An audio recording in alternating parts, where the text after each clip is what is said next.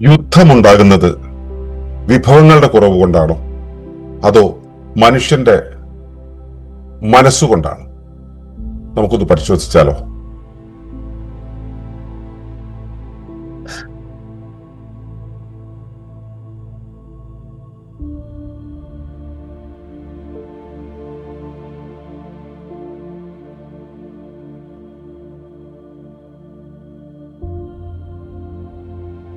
ശാന്തിയും മനുഷ്യബോധവും ഇതാണ് ഇന്നത്തെ വിഷയം.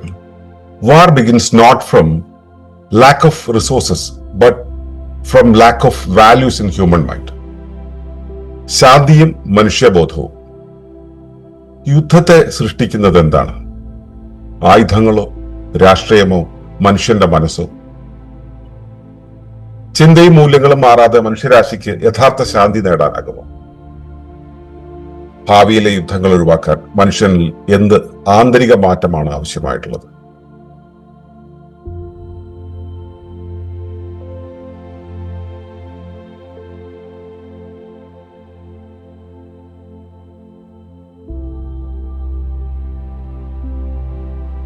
ഏവർക്കും നമസ്കാരം. ശുഭകരമാകട്ടെ, ദിനം സന്തോഷകരമാകട്ടെ, സഖ്യകരമാകട്ടെ, അനുഭവങ്ങളും അനുഭൂതികളും നമ്മെ ഏവരെയും നയിക്കുമാറാകട്ടെ. യുദ്ധം എന്ന പരമ്പരയിലാണ് നമ്മൾ.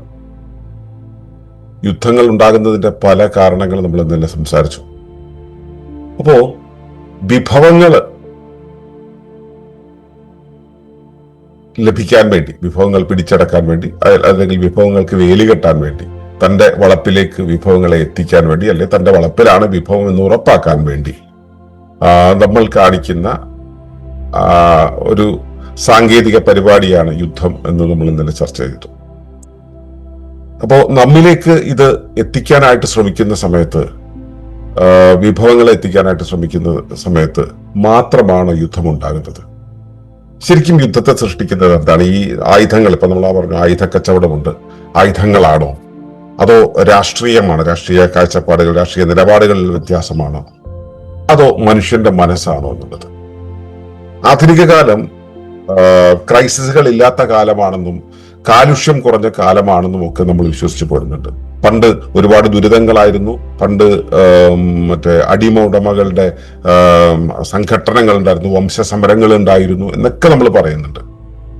പക്ഷെ മത്സരം എന്നുള്ളത് ഏറ്റവും കൂടുതൽ കാലം, അല്ലെങ്കിൽ ഏറ്റവും കൂടുതൽ ആഴത്തിൽ ഉണ്ടായ കാലം ഏതായിരിക്കും? നമ്മളുടെ, അതായത് ഇപ്പൊ എന്നെ പോലുള്ള ആളുകളുടെയും തൊട്ട് മുമ്പിലുള്ള ആ പ്രായത്തിലുള്ള ആളുകൾക്ക്, അല്ലെങ്കിൽ എന്നോട് അടുത്ത പ്രായമുള്ള ആളുകൾക്ക് മനസ്സിലാകുന്ന ഒരു കാര്യമുണ്ട്. വൈദ്യുതി എത്താത്ത വീടുകളിൽ ജീവിച്ചവരാണ് ഞങ്ങളൊക്കെ. പുതിയ ആളുകൾക്ക് ഒരുപക്ഷെ അങ്ങനെ ഒരു അവസ്ഥ മനസ്സിലാവില്ലായിരിക്കും. ആ കാലത്ത് ഒരു റേഡിയോ പോലും ഉണ്ടാകാത്ത കാലം. പിന്നീടാണ് ടി വി വന്നത്. പിന്നീട് ഒരു ദശകത്തിന് ശേഷമാണ് ടി വി വന്നത്. പിന്നീട് ഒരു ദശകത്തിന് ശേഷമാണ് കമ്പ്യൂട്ടർ പ്രചാരത്തിലായത്. പിന്നീട് ഒരു ദശകത്തിന് ശേഷമാണ് മൊബൈൽ പ്രചാരത്തിലായത്. പിന്നീട് വേറൊന്നും ആലോചിക്കേണ്ടി വന്നിട്ടില്ല. അതിങ്ങനെ മൾട്ടിമീഡിയ അവൈലബിൾ ആയിട്ടുള്ള, ഒരു ടച്ചിൽ അവൈലബിൾ ആകുന്ന എല്ലാവിധ ഉപകരണങ്ങളും ഇവിടെ വന്നു.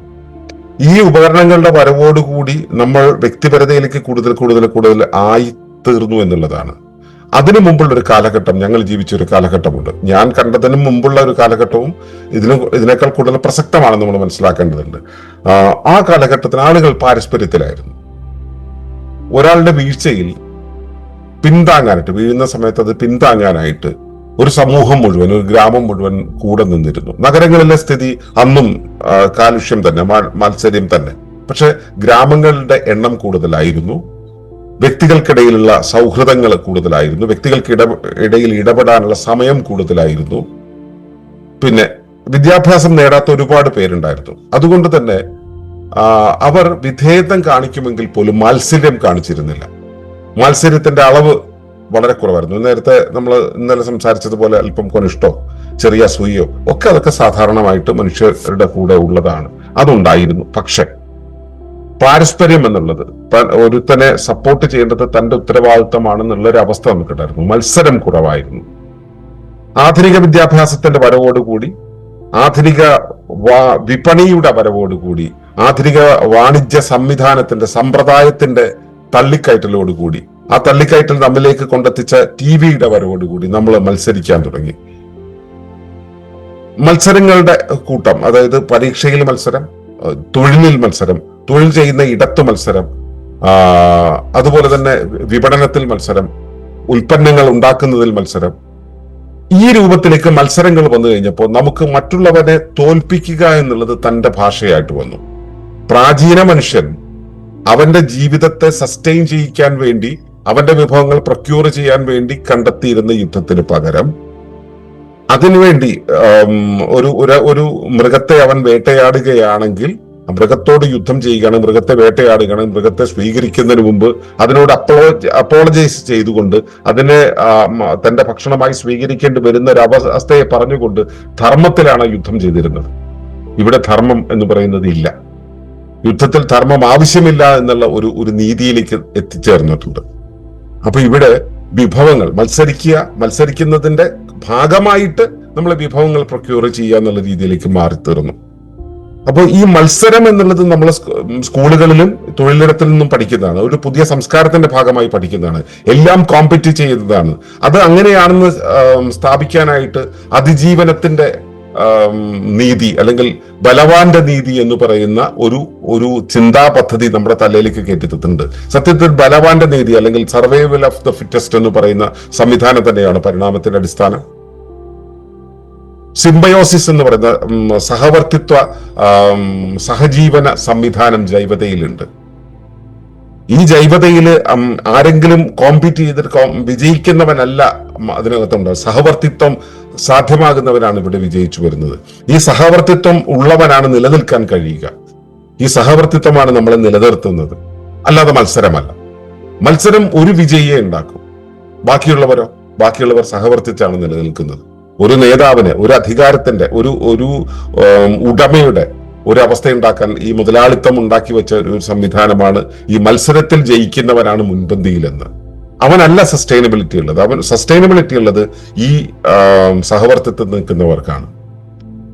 അപ്പൊ ഈ മത്സര സ്വഭാവം നമ്മിലേക്ക് കൊണ്ടുതന്നത് വിദ്യാഭ്യാസമാണ്, ആധുനിക തൊഴിൽ സംസ്കാരമാണ്, ആധുനിക വിപണിയാണ്, വിപണി കേന്ദ്രിതമായിട്ടുള്ള ഒരു ജീവിത വ്യവസ്ഥയാണ്.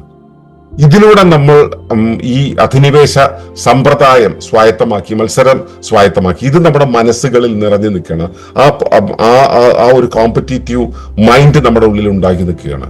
ഇതാണ് യുദ്ധത്തെ സൃഷ്ടിക്കുന്നത്.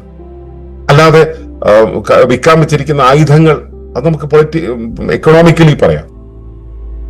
ഇനി റിസോഴ്സസിന്റെ പേരിൽ ഉള്ള കാര്യങ്ങളാണെങ്കിൽ, നയങ്ങളുടെ പേരിലുള്ള രാഷ്ട്രീയമാണെന്നൊക്കെ നമുക്ക് പറയാം. പക്ഷെ ഇതെല്ലാം തുടങ്ങുന്നത് നമ്മുടെ മനസ്സിൽ, നമുക്ക് കോമ്പീറ്റ് ചെയ്യാനുള്ള ആ മനസ്സിൽ നിന്നാണ്. അതിനെ ആധാരമാക്കിയിട്ടുള്ള ചിന്താ പദ്ധതികളും മൂല്യങ്ങളുമാണ് നമ്മുടെ ഉള്ളിൽ ഉണ്ടായിട്ടുള്ളത്.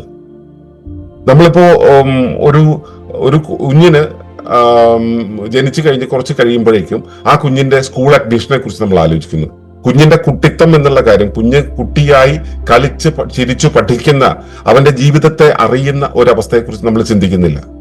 നമ്മൾ അവനെ സ്കൂളിൽ ചേർക്കുന്ന കാര്യം, അവനെ എഡ്യൂക്കേറ്റ് ചെയ്ത് അവനൊരു കരിയറിലേക്ക് കൊണ്ടെത്തിക്കുന്ന കാര്യമാണ് നമ്മൾ ആലോചിക്കുന്നത്.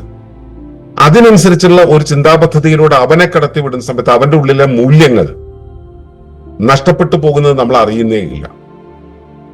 അങ്ങനെ മോൾഡ് ചെയ്ത് ബിൽഡ് ചെയ്ത് വന്ന ഒരു വ്യക്തി വലുതാകുന്ന സമയത്ത് അവന്റെ ചിന്ത, അവന്റെ മൂല്യം എന്നുള്ളത് ഈ മാർക്കറ്റ് ഇക്കോണമിക്ക് അനുസരിച്ചായിരിക്കും, കോമ്പറ്റീറ്റീവ് വേൾഡിനനുസരിച്ചായിരിക്കും, കരിയർ ബിൽഡിങ്ങിന്റെ ലോകത്തിനനുസരിച്ചായിരിക്കും, ഈ എന്താ പറയുക പ്രൊക്യൂർമെന്റിന്റെ ഒരു അവസ്ഥയ്ക്ക് അനുസരിച്ചായിരിക്കും.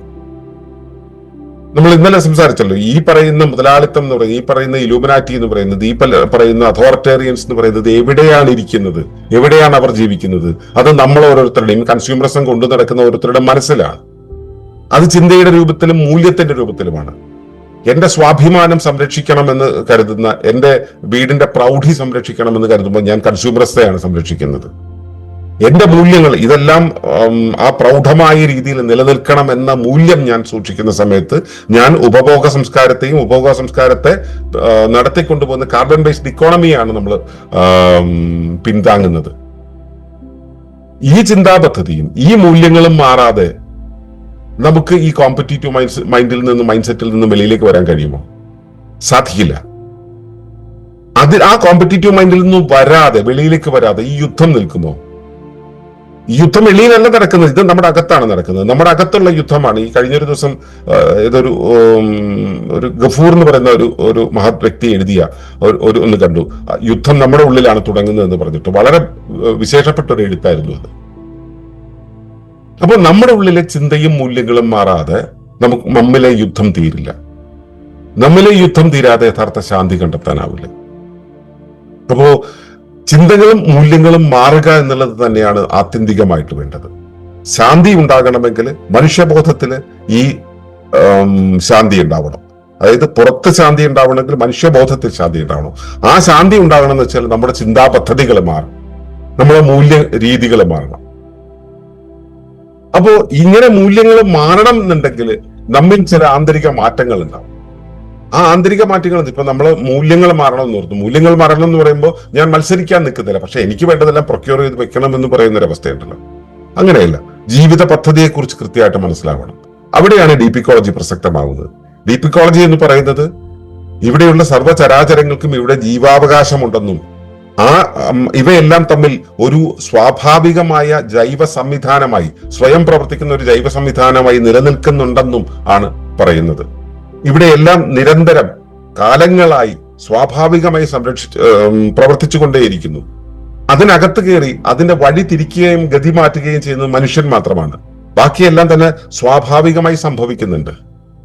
ഈ സ്വാഭാവികതയെ ബോധ്യപ്പെട്ടാൽ, പ്രകൃതിയുടെ ജീവശാസ്ത്രത്തെ ബോധ്യപ്പെട്ടാൽ, പ്രകൃതിയിലെ ജൈവതയെ ബോധ്യപ്പെട്ടാൽ, ആ ജൈവത നമുക്ക് നൽകിയിട്ടുള്ള സ്ഥാനം, സമയം, സ്ഥലകാല ഭാവങ്ങൾ ഇവയെല്ലാം നമ്മൾ മനസ്സിലാക്കിയാൽ, എനിക്കുള്ളതുപോലെ അപരനും ഉണ്ടെന്നുള്ള ബോധ്യം വന്നു കഴിഞ്ഞാൽ, ഇവയെല്ലാം ഏകമായി നിൽക്കുന്ന ഒരു ജാലികയുടെ ഒരു അവസ്ഥ നമുക്ക് ബോധ്യമായാൽ നമുക്ക് അവയെ ആദരവോടെ കാണാൻ കഴിയും, അവയെ നിലനിർത്താൻ കഴിയും. ഞാൻ നിലനിൽക്കുന്നത് പോലെ തന്നെ അപരനെയും നിലനിർത്തേണ്ടത് എന്റെ ധർമ്മമാണെന്ന് തിരിച്ചറിയുന്ന ഒരു അവസ്ഥയിലേക്ക് നമ്മൾ ചെന്നു പറ്റിയാൽ നമുക്കത് സാധ്യമാണ്. പക്ഷെ ഇത് സാധ്യമാകണമെങ്കിൽ എന്താണ് വേണ്ടത്? ഇത് സാധ്യമാകണമെങ്കിൽ നമ്മൾ ഇവിടെ ഇതിനെ മറിച്ചിടാൻ അവർ ഉപയോഗിച്ചത് വിദ്യാഭ്യാസത്തെയാണ്. അതേപോലെ തന്നെ ഒരു പുനഃസ്ഥാപനത്തിനും വിദ്യാഭ്യാസത്തെ തന്നെ ഉപയോഗിക്കാൻ കഴിയണം. പക്ഷെ ഈ വിദ്യാഭ്യാസം എവിടെയാണ് തുടങ്ങുന്നത്? ഈ വിദ്യാഭ്യാസം എന്ന് പറയുന്നത് നമ്മുടെ വീടുകളിലാണ് തുടങ്ങുന്നത്, നമ്മുടെ കിടപ്പു മുറികളിലാണ് തുടങ്ങുന്നത്, നമ്മുടെ അടുക്കളകളിലാണ് തുടങ്ങുന്നത്. ആ വിദ്യാഭ്യാസം എന്ന് പറയുന്നത് കുഞ്ഞിലേക്ക് പകർന്നു കൊടുക്കുന്നത് ഇരുത്തി പഠിപ്പിച്ചുകൊണ്ടല്ല, അവന്റെ മുന്നിൽ ജീവിച്ച് കാണിച്ചുകൊണ്ടല്ല. കുട്ടികൾ ഒരിക്കലും അനുസരിക്കില്ല, അനുകരിക്കുകയാണ് ചെയ്യുക. ഈ അനുകരണത്തിലേക്ക് ചെല്ലണമെങ്കിൽ, കുഞ്ഞ് അനുകരണത്തിലേക്ക് ചെല്ലണമെങ്കിൽ അവന്റെ മുന്നിൽ ഈ മൂല്യവത്തായ ഒരു ജീവിതം നമ്മൾ ജീവിച്ച് കാണിക്കണം. കരുണയുള്ള ഒരു ജീവിതം നമുക്കുണ്ടായിരിക്കണം, സഹാനുഭൂതിയുള്ള ഒരു ജീവിതം നമുക്കുണ്ടായിരിക്കണം, അവരന്റെ ജീവാവകാശത്തെ മതിക്കുന്ന ഒരു അവസ്ഥ ഉണ്ടായിരിക്കണം, റെഫറൻഷ്യൽ ആയിട്ടുള്ള ഒരു ആദരവോടുകൂടിയുള്ള പരിസ്ഥിതി വീക്ഷണം ഉണ്ടായിരിക്കണം. ഇതുള്ള വ്യക്തികളിൽ നിന്നും മാത്രമേ ഇത് തുടങ്ങാനാവൂ. അത്തരത്തിലുള്ള സത്സംഗങ്ങൾ ഉണ്ടാവണം, കൂട്ടങ്ങൾ ഉണ്ടാവണം, ഈ കൂട്ടായ്മകൾ ഉണ്ടാവണം. ആ കൂട്ടായ്മകളിൽ നിന്നാണ് സമൂഹത്തിന് ഇത്തരത്തിലും ജീവിക്കാനാകും എന്നുള്ള മാതൃക കാണിച്ചു കൊടുക്കാൻ കഴിയുക. 1 ലിറ്റർ വിഷത്തില് 1 തുള്ളി പാല് കൊണ്ട് അതിന്റെ നിറം മാറ്റാൻ ശ്രമിക്കുന്നത് പോലെ, അല്ലെങ്കിൽ അതിന്റെ ശുദ്ധി മാറ്റാൻ ശ്രമിക്കുന്നത് പോലെയാണ് ഇത് എന്ന് എനിക്ക് അറിയാഞ്ഞല്ല. പക്ഷെ എവിടെയെങ്കിലും തുടങ്ങിയേ മതിയാവും. എന്തുകൊണ്ടാണ് ഇപ്പോൾ നവഗോത്ര സമൂഹം ഈ ഒരു കാര്യത്തിന് ഇത്രയേറെ പ്രസക്തി നൽകുന്നത്? ഈ അപജയങ്ങൾ വല്ലാത്ത ഒരു തരം വിഘടനത്തിലേക്കാണ് നമ്മളെ കൊണ്ടുപോകുന്നത്, വിസ്ഫോടനത്തിലേക്കാണ് കൊണ്ടുപോകുന്നത്. വിസ്ഫോടിച്ച് ഇവിടുത്തെ ജീവവസ്തുക്കളോ മനുഷ്യരോ പോലും ഇല്ലാത്തൊരവസ്ഥയിലേക്ക് നീങ്ങിച്ചെല്ലും.